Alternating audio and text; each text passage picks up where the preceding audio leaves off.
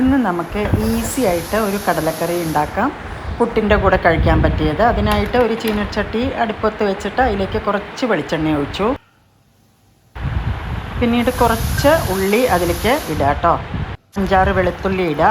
അത് കഴിഞ്ഞ് ഒരു ചെറിയൊരു കഷ്ണം ഇഞ്ചി,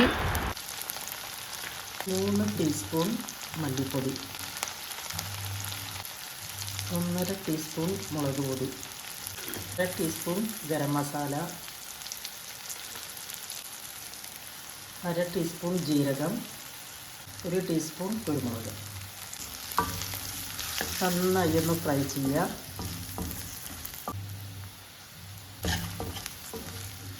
ഇതിൻ്റെ പച്ചമണം നന്നായിട്ടൊന്ന് പോകണം. മല്ലിപ്പൊടിയുടെ ഇതിൻ്റെ പച്ചമണം പോയിട്ടുണ്ട് കേട്ടോ. ഇനി ഇത് ഓഫ് ചെയ്തിടുക. ഇത് നല്ല പോലെ ആറിയ ശേഷം നന്നായിട്ട് അരച്ചെടുക്കുക. ഇനി നമ്മൾ വറുത്ത കോരിയില്ലേ, അതിലേക്ക് വേവിച്ച് വെച്ച കടല, ഈ വേവിച്ച് വെച്ച കടല ഇതിൽ വേവിക്കുമ്പോൾ തന്നെ മഞ്ഞൾപ്പൊടി ഉപ്പിട്ടിട്ടുണ്ട്. അപ്പം ഞാൻ കുറച്ച് കടല മാറ്റി വെച്ചിട്ടുണ്ട് കേട്ടോ. ഇത് ഇതിലേക്ക് അരച്ചൊഴിക്കാനാണ്. ഇനി അരച്ച് വെച്ച മസാല ഇതിലേക്ക് ചേർക്കുക.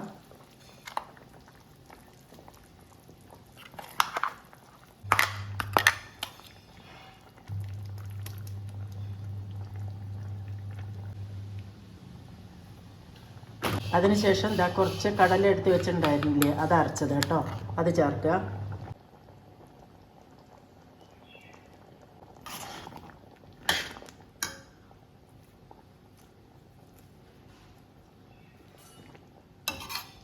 കറി റെഡി കേട്ടോ. ഇനി ഇതിലേക്ക് വറുത്തിടുക.